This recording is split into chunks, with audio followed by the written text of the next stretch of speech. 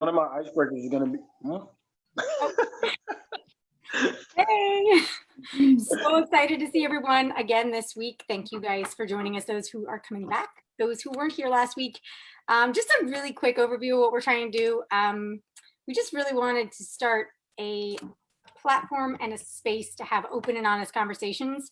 So that's why we were starting with our team members. So last week we had a few of our artists on. This week we have a few more artists on.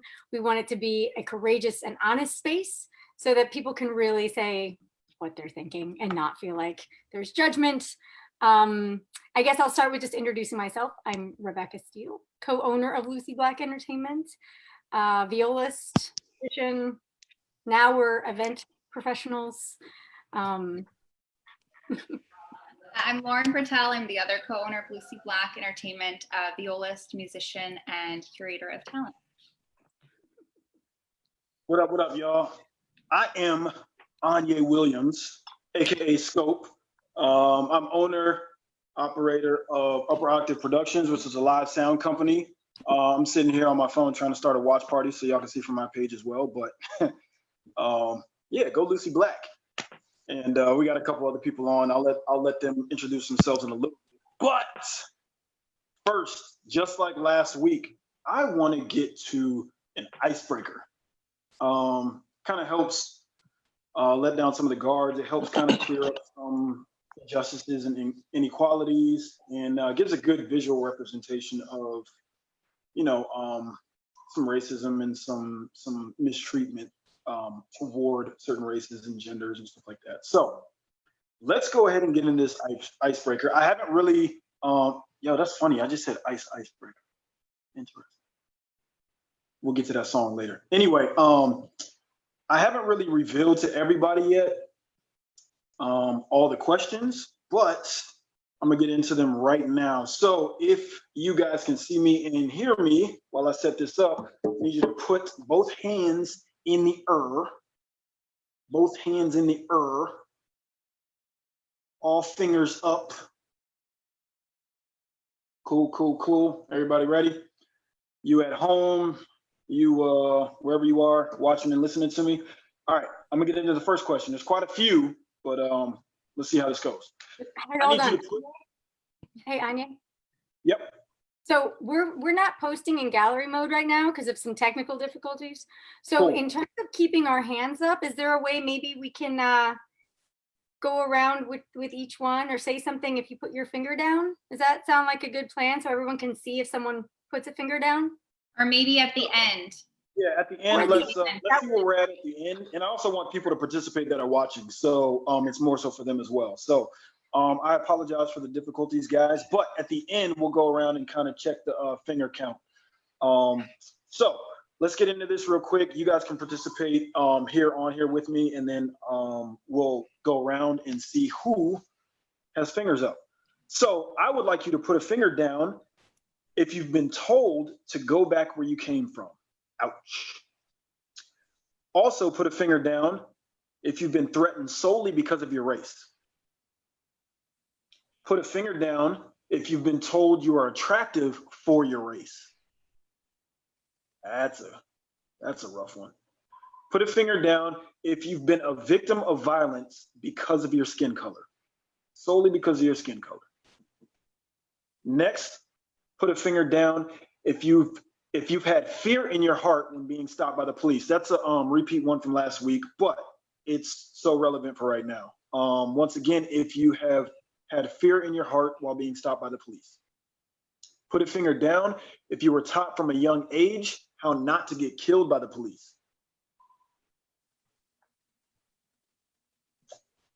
Put a finger down if someone has passed you by to go to your coworker assuming you wouldn't know the answer. I actually kind of had that one time just as a sidebar. Now I own a sound company, and somebody walked right past me to ask one of my white coworkers, actually I could kind of say employee, a question, and I heard the whole conversation, and then they walked away, and they pointed them to me several times, and they wouldn't come ask me the question. So interesting. But anyway, put a finger down if you consistently heard how well you speak. like, hey, you speak pretty well. Put a finger down if you've been told that you sound like a different race. Put a finger down if you feel you've had a substantially better, I'm sorry, let me make sure I worded that correctly. Okay, I miswrote it, but put a finger down if you feel you've had to be substantially better than another candidate just to get the same position. Put a finger down if you are frustrated by people thinking they can have an opinion about your race. All right, so I'm gonna stop there. We got quite a few in there, but let's go around real quick, and I'll start with, I guess, Rebecca. All right. And I'm assuming you need to talk to be seen. Is that correct right now? Correct. I had. Okay. That was All right. Jarreau? Yeah, I had none left. There was a lot that. So just so everybody knows who I am, my name is Jarreau Williams. I'm a vocalist, songwriter, recording artist. Artivist is a term that we've been using here recently in this area. I've been singing professionally since I was 19. I said I've had a great education. I've had a lot of great opportunities, but I also know with those opportunities came a lot of challenges, just simply because of my race, and simply because of the perceptions that people had about me, just based on how I look. And quite frankly, I am very frustrated and I'm very tired of having to constantly defend those stereotypes, and just live in a world where people can think they can say whatever they want and think just because they're quote unquote joking that's okay. So yeah, I'm just glad we're having these discussions and we're making change. That's what we're doing right now. So I'm gonna throw it to Anissa. Hi, everyone. My name is Anissa. I am also a singer, a songwriter, recording artist. I'm the one who still has a day job, though. I'm not lucky like everybody else. But I am here. Well, I had one finger left, because the one thing I haven't experienced at this point in time is violence, physical violence, because of my race, but everything else I have. I am here because my conviction, not just as a Black woman, but also as, a Christian who cares about people, I believe that it's important to speak up when you see things going wrong, when people are mistreated. And the younger generations are going to have to pick up where we leave off. And it's important for them to see a good example of people having open, honest conversations about the state of the world and about different groups who are mistreated, and the importance of seeing solidarity with different groups of people. So I'm just hoping that my platform and my partnership with this team is something that will show people that it doesn't matter who you are or what you do, you can still contribute to positive change in our world. Nice. Well, thank you, Anissa. Troy, how many fingers did you have up? And introduce yourself to the people. Okay. Hey, everybody. Well, my name is Troy Soul Edler, and I had 3 fingers that were still up. Like Anissa said, it was the one about violence, and I can't remember which the other 2 were. I wasn't keeping track, but either way, a lot of fingers went down. But for those who don't know who I am, again, my name is Troy Soul Edler. I am a singer, songwriter, performer, native to Washington, D.C. And I'm outstandingly proud to be a part of the Lucy Black team. I'm probably relatively new compared to everybody else, but it's been a great ride so far, and we got a long way to go. But like Anissa said, I'm here. You know, we all have our reasons for being here and being a part of what we're doing right now in this moment. I think one of the most important things for me is I'm here because of family. I feel like we are a family here. We are a broader family in the sense of our community, in the sense of our nation, in the sense of our world. Anybody who knows me or works with me knows that I am a team person. I'm a teamwork kind of guy. And what we're going through right now as a nation is breaking my heart because this is not family. And I think that if we all had a better understanding, a better grasp on how what affects one part of our family affects our entire family, then we could get some things accomplished. So I'm here to help with the healing. I believe that we have to heal some things. It's funny because I was looking at this as I was listening to you guys talk. I cut myself a couple of days ago, taking off some jewelry, split my finger right down, but and it was bleeding and everything. It was a whole bloody scene. But healing is not comfortable, but we have to do it. We have to do what it takes to do it. So that's what I'm here for, the healing. Let's heal. Let's have the conversations that we need to have. Let's talk about our experiences. Let's find that common ground here, and then we can show everybody else how to do it. So, yeah. Now, here's my question to you. Healing is extremely important. I like what you said. I like the analogy you used. How have you taken steps to do that in your world? And how have you, I would say, how have you coerced others around you to take that step in healing? Before I get back to Lauren, how have you healed the world around you, as Michael said? That's a good question. Are you talking about specifically right now in this moment, or just in general? I'm saying in this moment with what's going on, with the grieving that's going on, like what steps are you able to take for you personally, and how are you processing everything? I think it's important for all of us, and it comes easier for some of us than others, but I think it's important to be present, to be honest, to be available. Every single one of us is having a different experience right now. We have some shared emotions.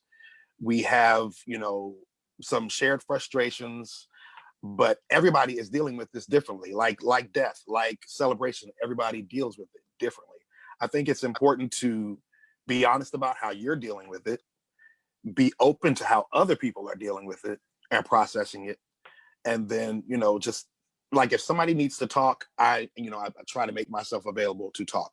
If somebody needs to hear my perspective, now is not the time to say, I don't want to talk about it, or I don't feel like, telling you what I've been through. You should know what I've been through, that kind of thing. Now, I don't think is the time to speak directly from hurt. We can articulate our hurt, but if it's not helping the situation, if it's not helping the healing, then we gotta serve it the right way, because we have to come up from here. Like there's no, how they say there's nowhere else to go but up. We got to go up from here. If we go any lower than this, it's going to explode. So I think it's important to be present, to listen, as well as to articulate how you're feeling, but listen also to other people. That's how you build bridges. That's how you build understanding. Nobody is ever going to understand my experience if I don't know how to articulate it to the best of my ability. I'm never going to understand someone else's if I don't listen. So, yeah. And I think that's a hard thing nowadays, this day and age, because so many people are emotionally charged. Yes. And so on one hand, it's very tough for people to be open to receive other experiences that they haven't had. On the other hand, it's very hard to communicate the experiences that you personally had or somebody's had because of the emotions involved and the frustrations involved with what's going on. So some people don't articulate it well, and that's a tough thing. And going back to Lauren, first I wanted to ask you about your fingers, if you can let us know how many fingers you had. And then second, I wanted you to talk a little bit about, it's been a week removed since we launched Let Us Breathe. And I want to know if people have kind of hit you up, or if you've gotten any messages, or even if they haven't been personal, just any stories of people that have listened and said, hey, you know, I needed what you guys brought, whether it's a lesson learned or whether it's just open dialogue for somebody to connect to and understand the experiences of other people. Sure. So I had all my fingers left. Yeah. You know, I haven't had a lot of people reach out to me, honestly, but those that have been positive. I think what we've kind of said, that we've set this out to be, you know, something more personal, to hear stories, you know, straight from people that we know and care about, to really humanize this issue, because it is a human issue. And I think that has helped hopefully maybe open some people's eyes a little bit more, to just see that, you know, it's not normal. It's not nothing. It's not something that people don't experience. It's very real. It's very alive. And, you know, we still have a long way to go. I agree. A long way to go. Rebecca, the same thing. Have you talked to anybody personally, or have you heard stories of, you know, people interacting with us that needed what we have? Yeah, actually, I had a few people reach out to the company, and I think honestly less than Jarreau maybe had mentioned. He had a lot of people reach out. I had one event professional we work with who said she just felt it was one of the first conversations she felt like she actually could reach out to someone like Jarreau, who she does not know really well. Like, I think we did one event with him. So she was like, someone who's kind of a stranger to me. I felt so comfortable that I could honestly reach out and ask him to help me, you know, or to, you know, help me listen better, or whatever it is that she felt like was helpful in that moment. And she said a lot of, and it's, if that's not your response, that's fine. That if you don't feel like you need to coach people or talk to people, I understand, you know, encouraging the white community to educate themselves. You know, yeah. we're not helpless, but it is a beautiful thing, Jarreau, to have that heart, and I appreciate that.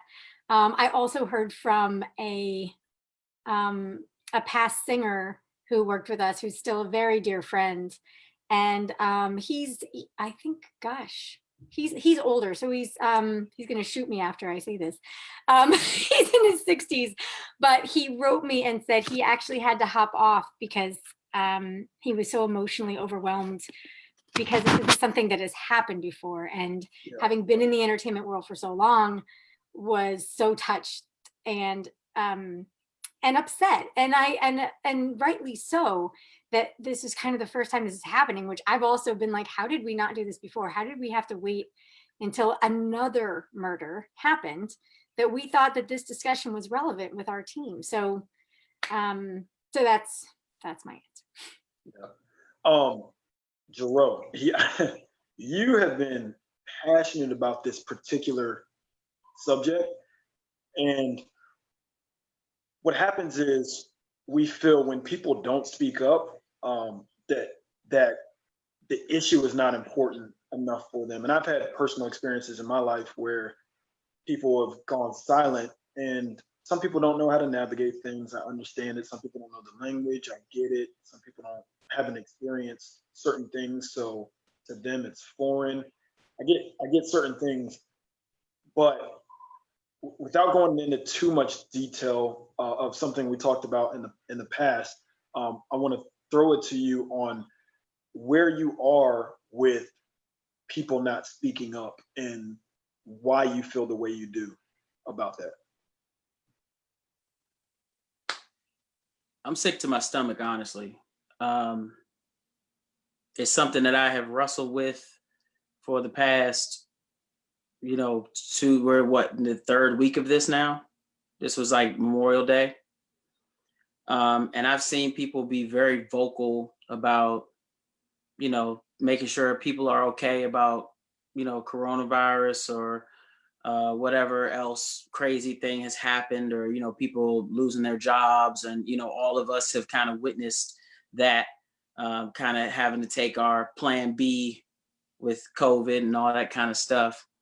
The most unfortunate thing to me is I have always been a person that strives to see the good in people and give people the benefit of the doubt, because I know there are a lot of my friends who don't know what to say. They don't know how to communicate it. And some of them express that to me. So like, for example, with Becca's friend in the wedding industry, for her to reach out to me and we don't even know each other, that to me was the sign that I was doing something that was important. Like that was something that sparked change, because that is, I'm like, that is how we do it. It's not by, giving a very short reactionary response on social media. That's not how we're going to fix this stuff. But there's a difference between doing that and letting each day pass and you do nothing and you say nothing. And I've seen people call out various organizations. I've seen people call out various people. I'm not that person. All I can say is I'm watching your character, because the fact that I'm looking at people that I have either worked with or people that I have, like I said last week, I have eaten with, I have laughed with, I have done all these things with. When a serious issue like this comes up and you just log off and you just stay quiet, I'm not saying you gotta, post everything you feel, but I mean, to not even show some sort of solidarity is very heartbreaking to me. And because it essentially says to me that you don't care and that my life doesn't matter to you. And I think part of it is because they haven't had it hit their brain in a relation that this person who was murdered, whether it's by police or it's any other situation, that could be somebody you know. And when people actually make that relation, I think the biggest thing that I found though, Aijne, is loyalty is not what it used to be. It's not. And it hurts, because there's people that I have legit put my body on the line for. Yeah. That are silent right now. And it makes me wonder, well, why did I do that? Because I thought we had each other's backs. Yeah. So I'm not saying that to say that I'm like completely cutting myself off, because again, I know that there are some people who just don't have the words right now. And if I can at least be somewhat of a open door that people can see that and want to try to get the words out to somebody that they trust, I'm all for that. But I've said it, silence is compliance. If you're staying silent, you're saying you're okay with everything that's going on. And that hurts, because I have to come back and look at you in the face and really question if I'm a person to you or if I'm just an asset. Right. And it makes me think back to slavery, because that's all slaves were to their slave owners. They were assets. They were not people. They were, you go out, you work, you make me money, and maybe I'll give you a little break. You can commune with your family. Oh, but by the way, I'm going to take one of your kids and you're never going to know where they are. And now you've lost that chain of your history. And no, but you got to keep working for me. So we as Black people have been assets since we got to this continent. So the fact that now it's 2020 and there are still people that exist that look at me and have worked with me and still see me as an asset, because that when you stay silent, that's exactly what you're telling me. I can't look at you different until we have that conversation. You're essentially telling me that I'm just an asset to you and I'm there to get your job done and make you look good. And then it is what it is. So if we have that conversation and you communicate to me in some form or fashion that I'm just struggling to find the words, cool, let's talk it out together. Yeah. And that we started talking about Lucy Black for that reason at one point, saying, look, here's these young ladies, these white young ladies, or I should say non-Black young ladies, who are stepping up and saying, we have to do something. We have to say something. We have to present something to people. We have to provide place for healing, for discussion.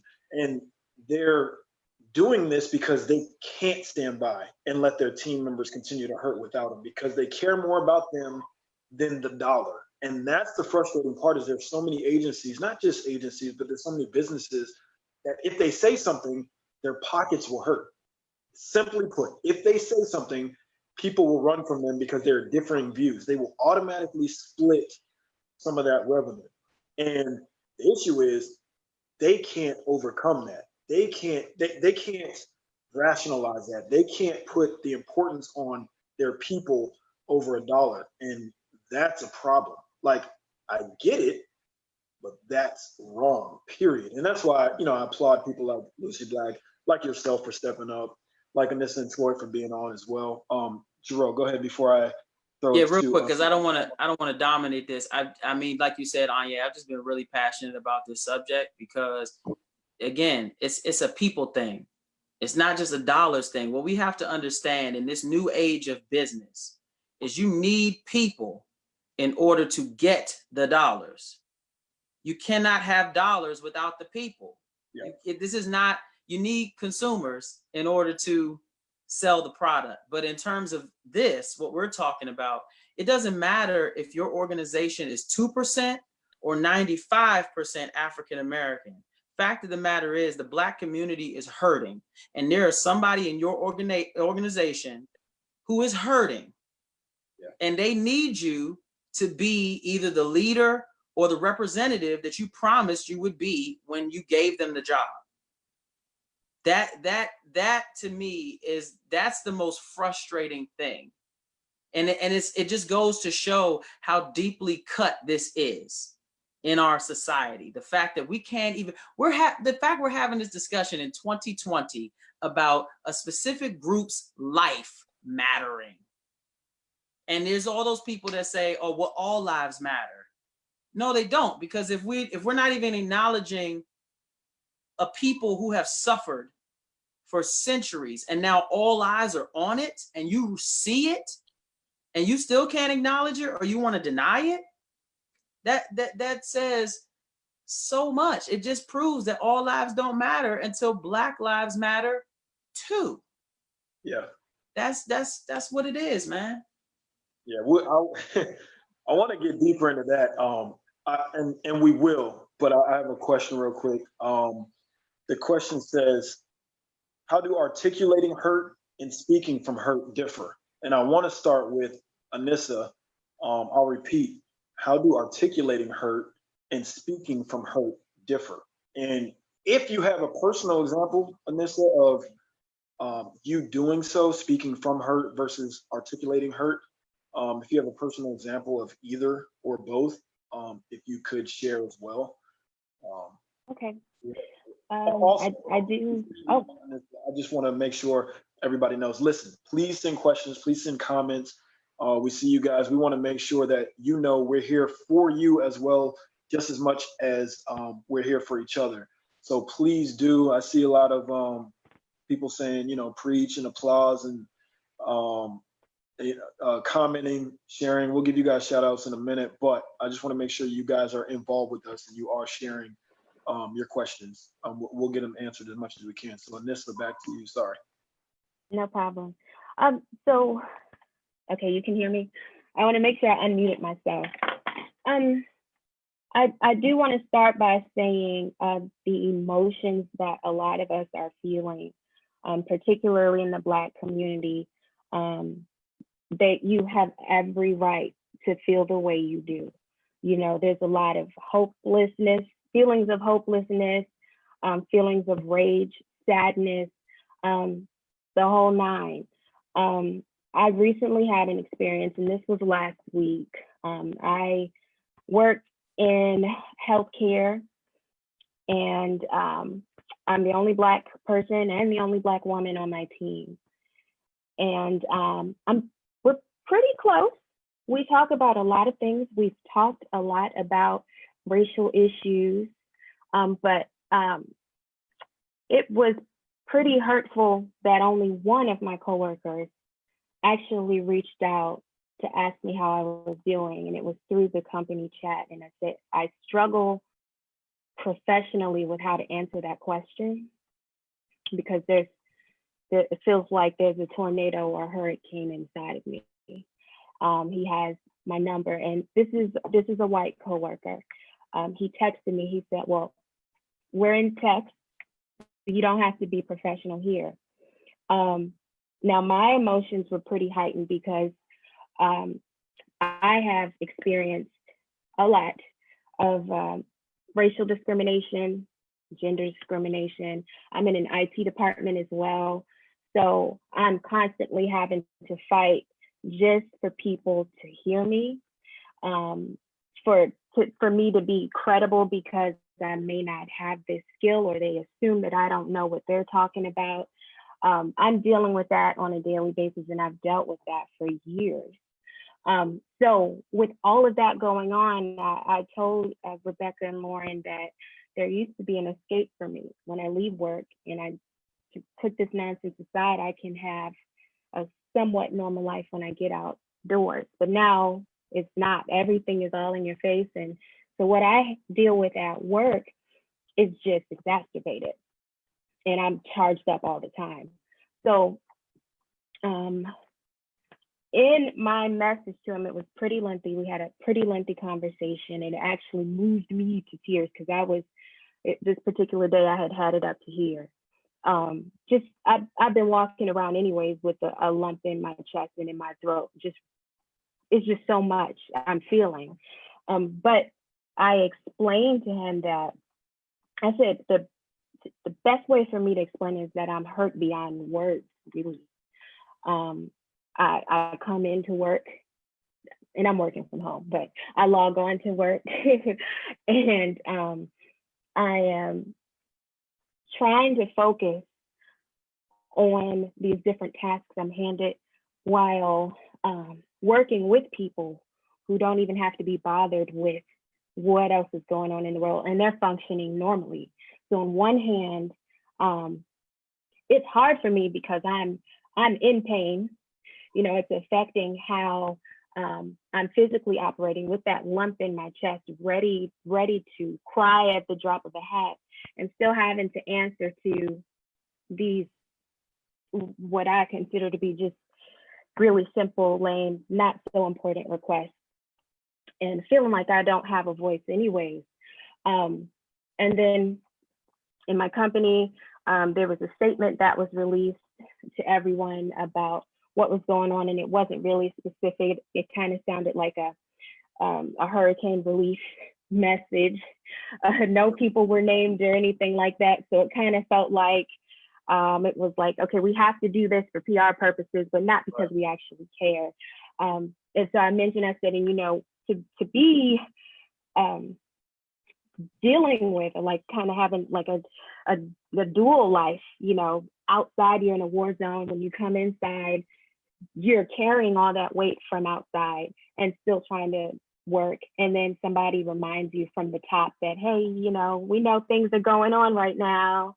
Good luck out there. It just makes matters worse. So how I explained it to him, I guess you could say, with articulating the hurt as opposed to, what was the other part of it? It was articulating versus speaking from hurt. Right.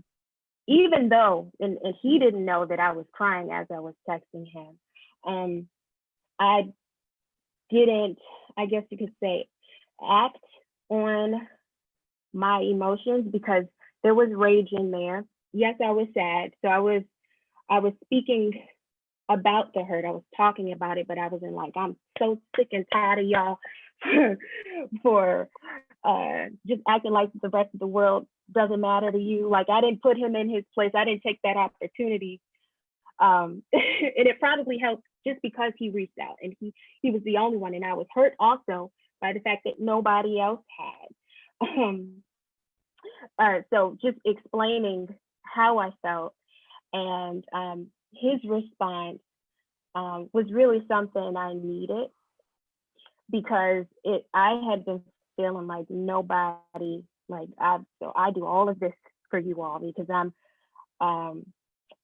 not just a team player, but I'm that person who remembers people's birthdays. So I will make a cake for you and bringing it in the office kind of thing, you know.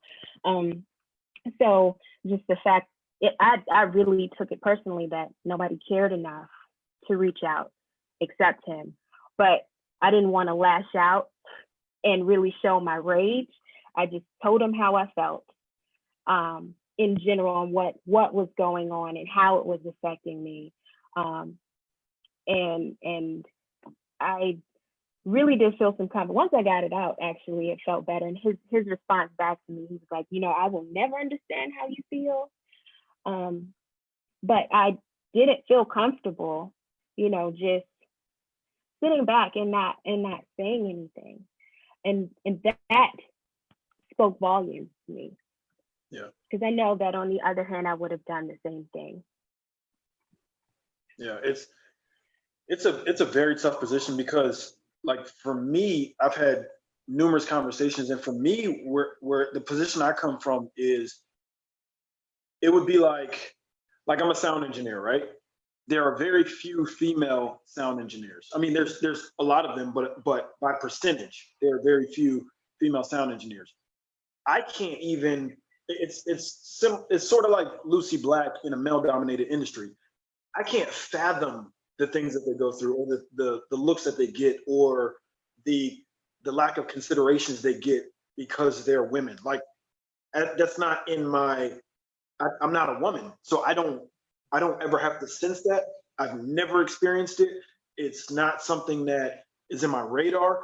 So I always remember that when I'm speaking to people that have no clue. Like, some of these comments that you see on social media are ridiculous, but you got to understand that they're coming from a place where they don't experience these things. They have no idea what it's like, or what it feels like, or what it is to tell their kids about something, or, like, there's no concept of it.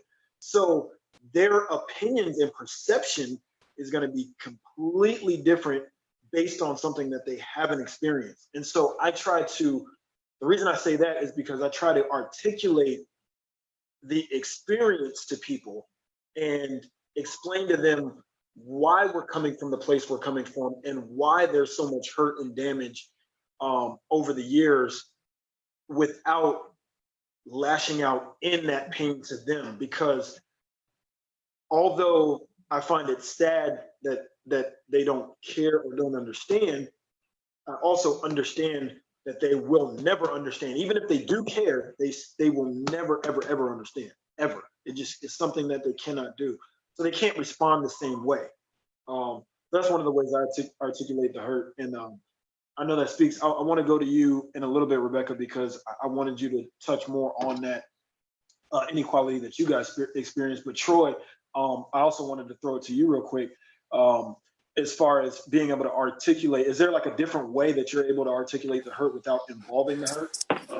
Because there's so many people that are hurting and they're lashing out, and they're explaining things in a way, they're responding in a way that is unfair. They should be able to respond however they want because there's so much pain and hurt, but it's also unproductive, which is still unfair. But I want you to kind of explain that. Yeah, there's so many levels to it. Shout out to Tamara who asked about it, who pointed that out, and shout out to what Anissa said. Like, it's first things first. Like Anissa said, I had to catch myself for a second because, myself and everyone who is in that, who feels that emotion, who feels that rage, we are entitled. Let that be the first thing that's understood. We're entitled to how we feel. So it's never a situation of, when it comes to articulating and speaking from, it's never a situation of whether that rage is valid. It definitely is. I'm the type of person, I kind of have to rein it in or else. So yeah. I know what it's like to feel it and to want to act on it. But I think there are two things that take place. That, the acting on it or the speaking from it, that helps you. That gets that processes that emotion for you. But it does not always necessarily help others to understand it. Right. It doesn't always help others to relate to it, or to take it and plug it into their own database and say, oh, this is what they're going through. So I think that's where the articulation comes in. We have to be able to find a way to communicate it in a way that people understand what it is. And that's a chore in itself. That's a task in itself. And it's one that we're not necessarily obligated to take on. But like I said, that's just another level. When it comes to our articulating, it's a two-way thing. It's like understanding who you're talking to, you know, gauging your room and understanding the language that they're going to receive it, so that they'll understand it, so that they'll absorb it. But it's definitely a difference. It's a fine line, but I think it's important. I don't want to discount at all the raw emotion, the base emotion of what we are feeling on the different levels of our society, whether you're Black, the Black person who has dealt with this your whole life, or whether you are the white person who has witnessed it your whole life and you're tired of seeing it. You know, there are levels. So I just think it's definitely important that we feel it, that we own our feelings, that we're honest about our feelings now more than ever. Be honest about how you're feeling about this, because that's where we start. That's where we grow from. That's the seed. And then we grow from that and say, okay, you're here. So this is what, you know, needs to take place with you. You're here. This is what needs to take place with you, you know, and I think that's where we go. But yeah, I don't know if I answered the question or not. Yeah, absolutely. I'll let Tamara tell you if she if you answered the question appropriately. We'll wait to hear from her on that. But yeah, so going back to you, Rebecca, like so there's two parts to it. I want you to touch a little bit on, you know, the sexist side of things, where you guys as Lucy Black, as female business owners, aren't respected, because that's another form of injustice and inequality. And you guys aren't respected strictly because you're female, right? In a male-dominated industry. But I also want you to touch on being a white person, not experiencing the same things as Black people are experiencing growing up, and even now. Why? I don't want to say it simply, but why do you care so much? You know? Well, I'm going to start with your second question first. Yeah. Why do I care so much? I love people. I mean, I think that's the base answer. I mean, I grew up in a home where you just love people and you take people for who they are. And if people are mean, you don't be friends with them. It doesn't mean you don't love.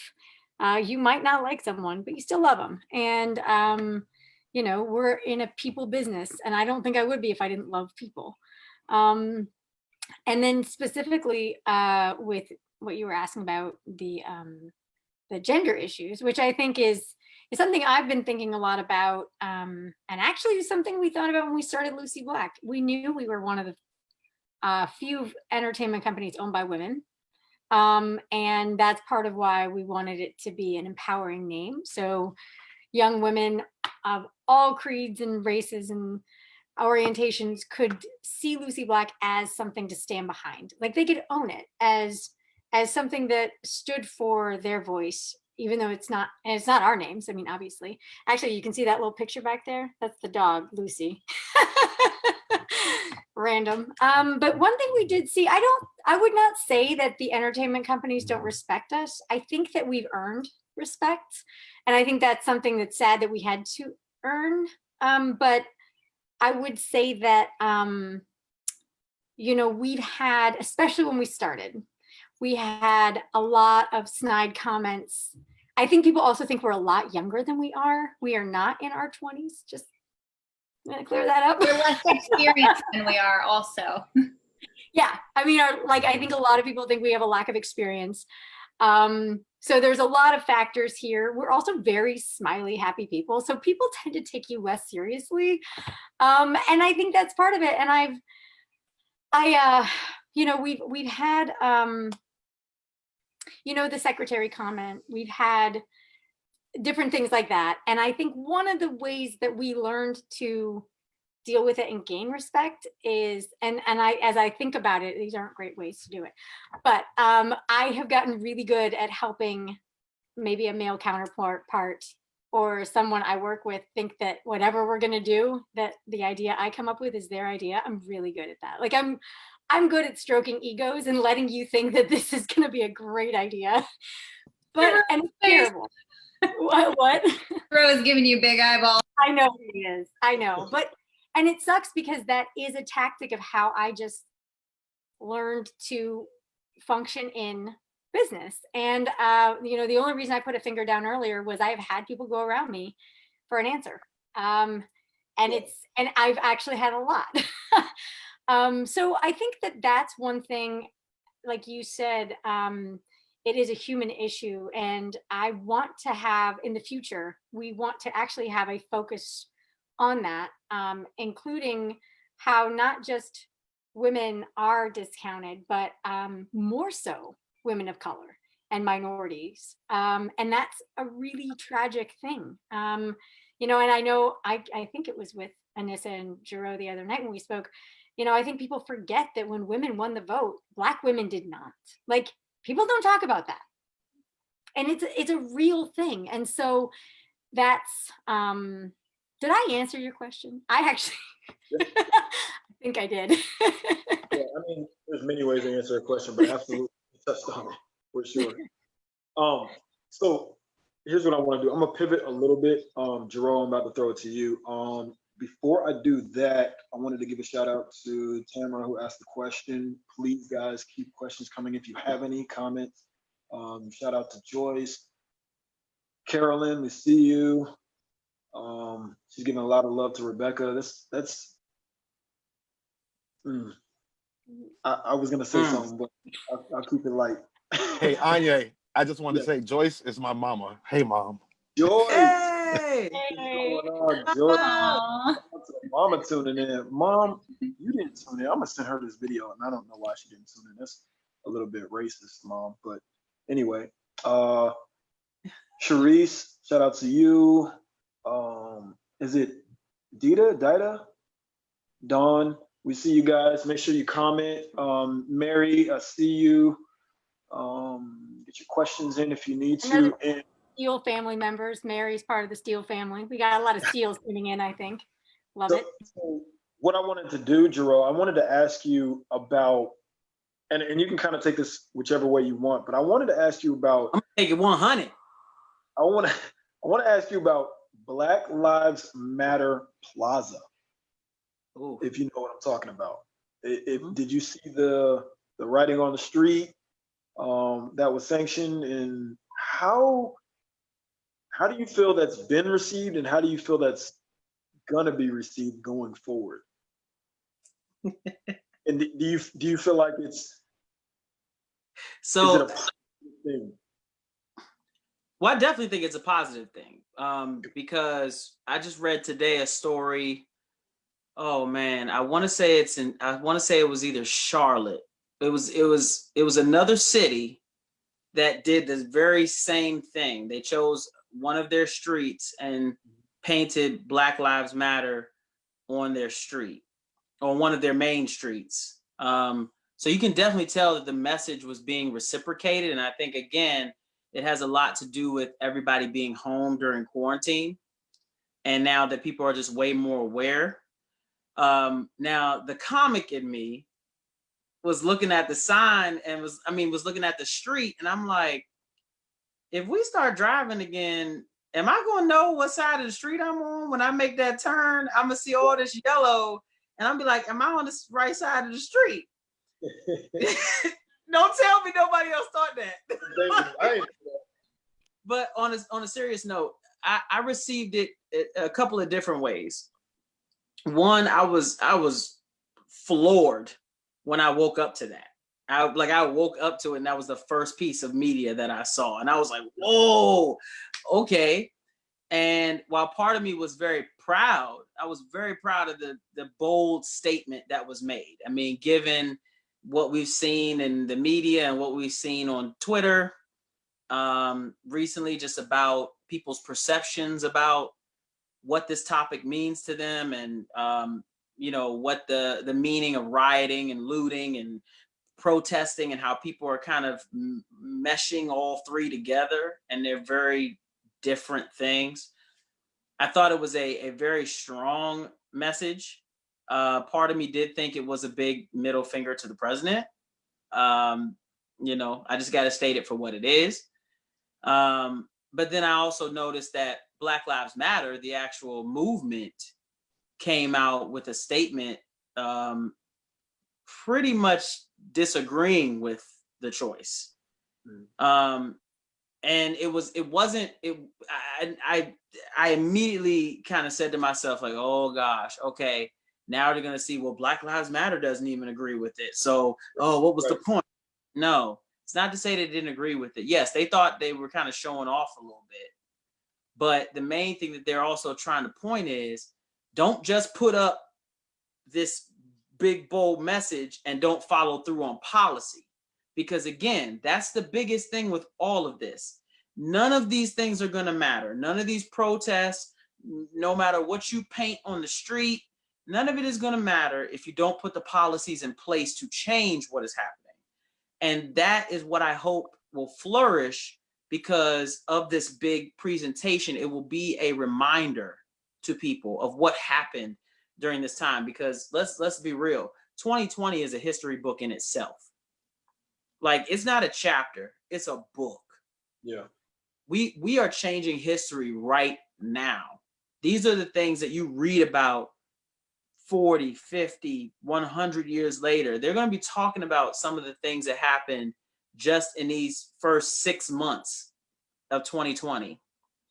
So to answer your question, I was very proud to see that, because again, this is somebody stepping up. It wasn't necessarily saying that it was the right choice, but it was a choice because they acknowledged what was happening.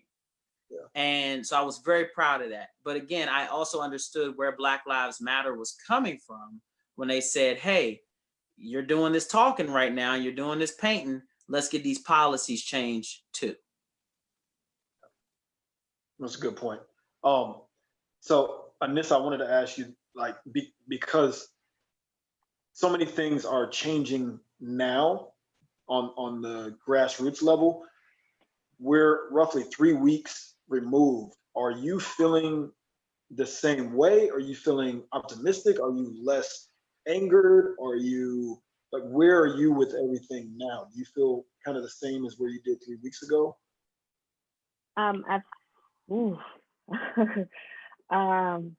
Does it kind of ebb and flow? It is. I will say I've come down a little bit, because when I tell you, like, I couldn't sleep at night. That's how much this affected me. I couldn't sleep.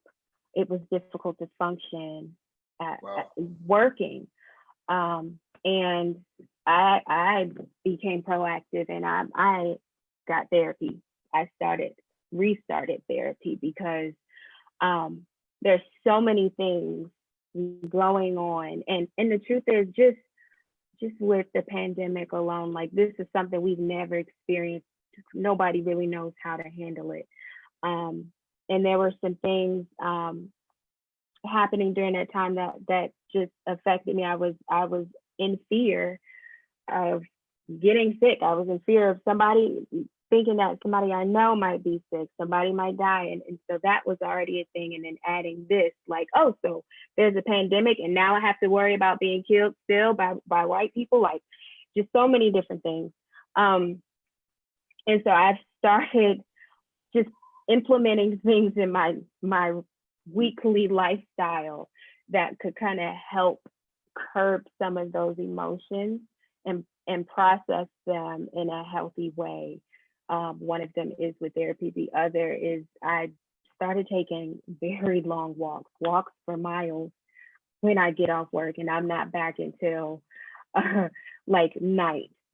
So that has helped a great deal, but there's still a burden I feel, and I feel like part of that came from not knowing what I could do, what to do, how to contribute, because I'm sending money to this cause, I'm signing a petition for this cause, I'm speaking out on social media and still feeling quite helpless. And to be honest, I appreciate that feeling because to an extent, I feel like we have to have something that constantly reminds us the importance of not straying away from this. Like I'm hoping that It's a good perspective. in a month from now, we're not going to be like, oh, well, that was a crazy month. June and May, whew, glad that's over. No, there is real work to be done. And so I'm really glad to be a part of this, because I think right now it's the most effective way, just putting yourself out there so others can see how having meaningful conversations and honest conversations can help people by bringing different perspectives in the mix, and maybe changing some perspectives, because there are a lot of ways that are kind of wrong when thinking about things like this, you know. So I guess you could say I'm more balanced now. I've come down a few notches, but there's a fire still there. Yeah, good. I mean, that's exactly pretty much what Jermaine's talking about on the Lucy Black page. Jermaine's asking, and of course I'm gonna throw it to Troy. You seem like you know Jermaine, but I wanted you to respond directly to that question of, you know, once the air clears, so to speak, you know, once things, once people sort of calm down emotionally, first of all, Jermaine, I don't know how much of that's going to calm down, because with the state of how things are, there's going to be, you know, another name, as Jarreau was saying before, and another name after that. Sadly, another name after that, and so there will be some, you know, some sort of initiative happening elsewhere. But with that said, once the air clears, what are you doing, Troy, to push the initiative, or to continue awareness, or to continue to try to enact change in your community or around you? Great question. I would be remiss, I would be lying if I said I was doing enough, because I'm not. And that's just me personally speaking. I think I'm kind of where Anissa is, in a sense that for a lot of this, I have still kind of been processing and just kind of self-regulating and just kind of waiting to see how the dust is going to settle and where I should, you know, shake down in all of it. Like, I remember when we were marching, 4 years ago, downtown from the Capitol, like, I was out there, I was in it, you know, all that good stuff. I was out there yelling at cops and all kinds of stuff. But this time I've taken like a different approach, and it's different this time, on a lot of different levels. The whole, I feel like the makeup, the outcry, the rage is different now. And I've been, you know, doing a lot of sitting back and just kind of trying to figure out what needs to take place. As far as like what I'm doing, my part, I think I kind of go back to what we were talking about at the very beginning about, you know, speaking and articulating and sharing the experiences, because that part is different now too. At least that's been my experience. We weren't having these conversations before, not like in this sense, because the outcry and the emotion is reverberating on a different level this time. We're having different conversations. So I would say the first thing that I have experienced myself doing, and something I will definitely do my best to continue to do, is to have the conversations. Wherever the opportunity presents itself with whomever. Like, I appreciate this forum so much, because out of, you know, as a musician, a freelance musician, a contractor and contracting artist, you work with a lot of different bosses and people and employers, that kind of thing. But Rebecca and Lauren are like the only ones who I have had this conversation with, who reached out to me and said, okay, well, where are you? You know, where are we? What does this mean? You know, how do we all fit in with this? So they've kind of messed it up for everybody else now, because I'm going to expect this, you know, regardless of who I'm working with. We need to be able to talk on these levels. We need to be able to have these conversations. we need to be able to have these understandings with the people who we work with, regardless of whether it's up or down or what have you. Because like Jarreau said earlier, your response to these things, where you weigh in or the silence that you maintain, says everything. You know, it speaks volumes. And now people like me, people in general, are going to be so much more plugged in to that when in regards to our employers, in regards to the professional associations that we maintain. So, you know, these conversations have to keep happening. That's how we're going to build the next steps. Like, what am I going to be doing next? Let's talk about it and let's figure out what we can do next. So yeah, like you know, Jermaine asked, what are we going to do? What am I going to do? I don't know. I'm going to process this stuff, and I'm going to figure out where I fit in and help everybody else to do the same. Yeah. You did touch on experiences, and I wanted to ask you, what awakened you to racial injustice? Did you have a personal experience that was like, oh, this is real? Like, I'm sure some micro ones in your life, but have you had anything? I don't think that I've had some of the experience that most people have had. I've had a lot of the micros, a lot of the micro racisms, because I'm just, you know, apparently this nice guy, smiling all the time, and yeah, I'm approachable and that kind of thing. I don't get a lot of abrasive energy from people, but that does not mean that they don't have something going on back there. It doesn't mean that they aren't making up something about me in their mind that I'm not even aware of. I think my earliest and, you know, formative experiences with racism more so were seeing it enacted on other people.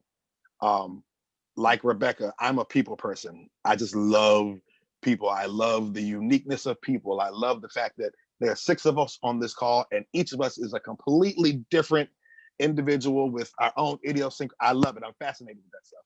I'm one of those people who goes places and people watches and just, oh, I wonder what their life is like. I wonder what their life is like. You know, so I'm always observant of people. I'm fascinated with people. So when I see something along the lines of racial injustice take place in someone else's life, you know, it knocks something off, and I try to wrap my head around it. And then you just go down a rabbit hole. And I'm sure at some point I just went down that rabbit hole, and I was like, well, wait a minute. Is this really, you know, is this how it is? I grew up in a very multicultural educational system, you know, so I was always exposed. I always had friends and colleagues and educators of all, you know, ethnicities and backgrounds. So it boggles my mind that people didn't have my experience sometimes, but I have to acknowledge that. Yeah. So, and then, you know, when you start to kind of do the math, you start to say, wait a minute, I heard what you said, but I also heard what you said. You know, what you didn't say, what was behind what you said. Then you start to clue into those micro racist comments and things like that. And because I'm who I am, I automatically say, oh, well, you know, you aren't exposed, or you have pity in your heart. But that's not my response. Isn't everybody's response. Somebody is going to be pissed. Yeah. Somebody's going to be mad at how you responded to that. So yeah, I know I kind of went on a tangent there, but so real quick, Troy, I just wanted to respond to your comment. Yeah. About what can you do, and the fact that you're like, you know, you really don't know. That is okay. Never forget that. That is okay that you don't know. But I think, like I said, the important thing that is that you talked about having the conversations. That is something. And I know you made a comment about you felt like you weren't doing enough. I mean, who really is? That's the thing we have to ask ourselves. What is quote unquote enough? My thing is, if you are having a conversation with somebody and it's a tough conversation, you're doing something. If you have donated to a charity, or you've donated to any type of organization that is, you know, connected to these injustices we're seeing, that's doing something. If you are using your gift as your weapon, which is music, you're doing something. So always remember, like, even though because I think sometimes in the social media world that we feel like we have to do what everybody is doing, and we have to do all the things that we've seen people do just to make it seem like we're doing something. And that's not what this is. And it's the same thing that I tell my white friends. I'm like, you don't have to do everything, just do something. So I want you to know what you are doing right now is, it may not seem like enough to you, but it's something. Like, so always just maintain that power of knowing that I am doing something to spark change. I am doing something to move the needle forward. So, you know, just keep remembering that. And like I said, there's a ton of things that everybody can do, and you don't have to do them all at once. And you brought up a very good point that I really hope, especially when I'm thinking about Anissa and her job situation, I really hope that every employer, when everybody's back in the office, before you even start one shred of business, that your first action is talking about this issue, because it's not going to go away until we address it. And even if people don't agree, like, I'm sorry, but if you try to approach business as usual after all of this, you're going to lose people. And then people are going to wonder why, you know, and I'm sorry, people talk. We've seen it, right? We've been talking about it now. So just to wrap up, I just want to say, man, like, everybody that's on this call right now, you all are doing something, and it may not seem like it's enough. You may know deep in your heart that you can do more, but be patient with yourself across the way. Like, be patient with who you are and your experiences, and know that everybody's not going to be with you the whole way. But if you know in your heart that you're doing something, and then you got a little bit more on your plate to do a little bit more, to me, that is enough in the current time. And then as you go on, you'll be able to put more on that plate, but just keep doing something. And I appreciate you saying that, Jarreau. You don't have to pick every lane, but pick one. Do something. Yeah. Now, before we wrap it up, I wanted to touch on something Jermaine said. You were asking Jermaine about kids, nieces, nephews, you know, people, little ones around us, and how we have those conversations. I'm not quite sure any of us have those close to us right now, especially in quarantine. I will say, I spoke on it last week a little bit. I have a 2-year-old, and I have another one on the way, due in September. And my 2-year-old's not really at the age of understanding where I can have those type of conversations with him. However, how I view life is different. Like, when I allow him outside, my guard is different. Everything has shifted. I was telling the group last week, I haven't even been able to be excited, truly excited about my son coming and being born in September, because my every thought is, what am I bringing him into? What world am I bringing my son into? And it's hard. It's tough, because what person shouldn't be able to be extremely joyful and excited about having a healthy baby coming into the world? You know what I mean? An extension of yourself. And while I do have, you know, happy days and excited days, like, a worry-free joy, there's nothing like that. And I haven't experienced that with this pregnancy, like I did the first one. And it weighs on me, because it concerns me that I don't feel that. And it's burdensome. It's very heavy. It's very burdensome. I know the conversations I will have, but I can't speak to that just yet, because they're just not old enough. But that's a little insight and perspective that it's unfair. It's hard. It's heavy. You know, there's a lot of weight having kids, especially as a Black man, that's supposed to be the head of the household, protecting the family. It's very difficult, extremely difficult. But, you know, I will get through it, and I'm going to do everything to not cast those aspersions onto my son and those thoughts and feelings onto my son, but just try to educate him as best as possible. Jarreau, I know you wanted to chime in. No, really quickly, I was just thinking about my 11-year-old brother and my 14-year-old sister.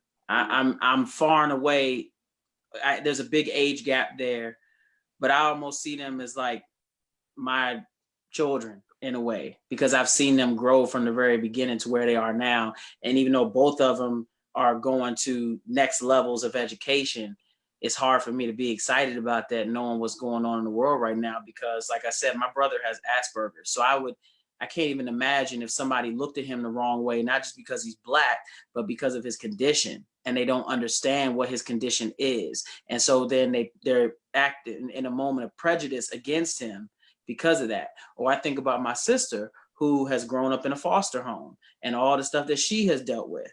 So again, these are the stories that a lot of people don't know, because one, they don't ask, and they don't try to understand because they think they know and they don't. But like you said, you hit it right on the head. I cannot project all the things that I have seen and all the things that I have been with, or we have been with, onto them, because we have to continue to teach our children, you know, the world that we want them to grow up in, the world we want to see them be successful in, not the one that we're currently enduring. So I just know I'm feeling you on that one, bro. And I really do hope that there comes a point when your new child comes into the world, and even Kai, that you don't have to no longer have a conversation with them about how to prepare if you get pulled over by the cops. I really hope that one day we no longer have to have that conversation. Yeah. Guys, listen, thank you for tuning in, not just for us. You know, we're here for you. So thank you for tuning in for yourself. Thank you for keeping the conversation going. Please spread it if you think somebody needs to hear it. Post it, whatever you got to do. We're trying to do our part. We don't know all the answers. We don't have all the answers. We're trying to do something. We're trying to keep the conversation going. We're trying to be here for each other, and to let people know this isn't okay, and how we're dealing with it. Hopefully we've helped you guys. You guys have definitely helped us. Continue to send us love. We'll do the same for you guys. I want to give Anissa real quick 30-second last word, same with Troy, and then we'll throw it to Lucy Black for the goodbyes. Anissa. Well, one, thank you so much for having me. I never really feel like I do enough.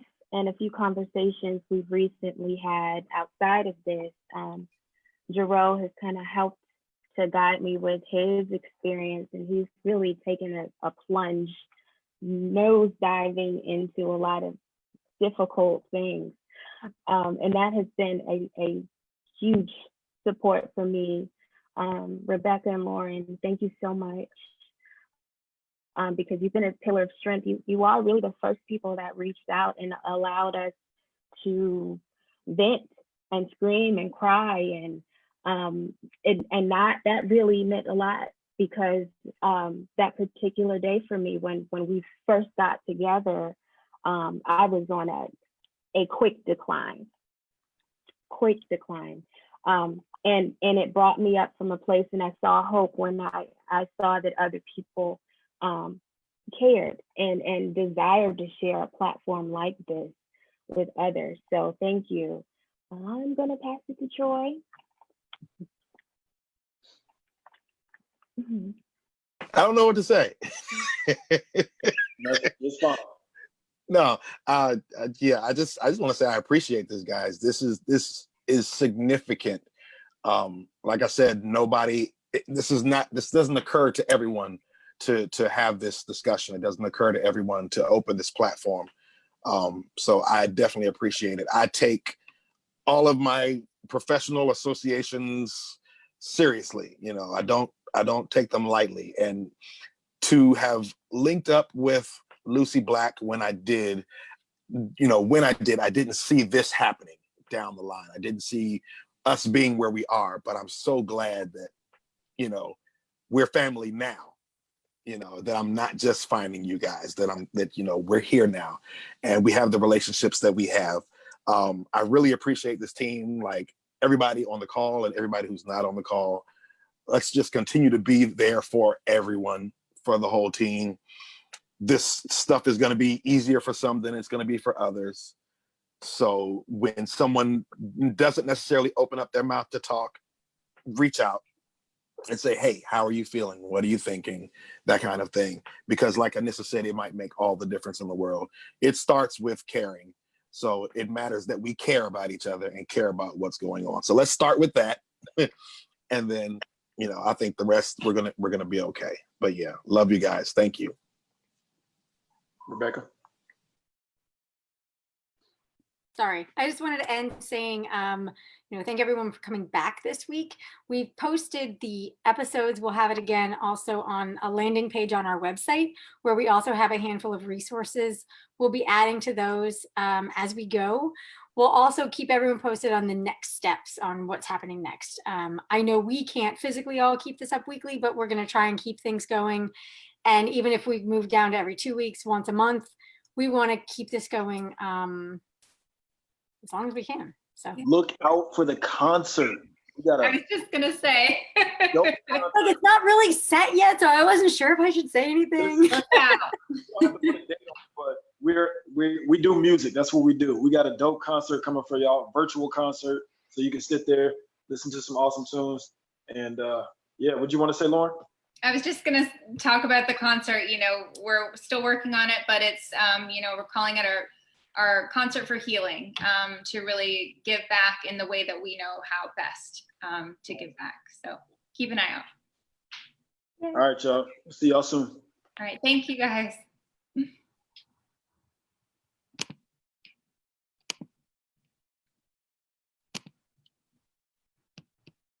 Come on, Lauren.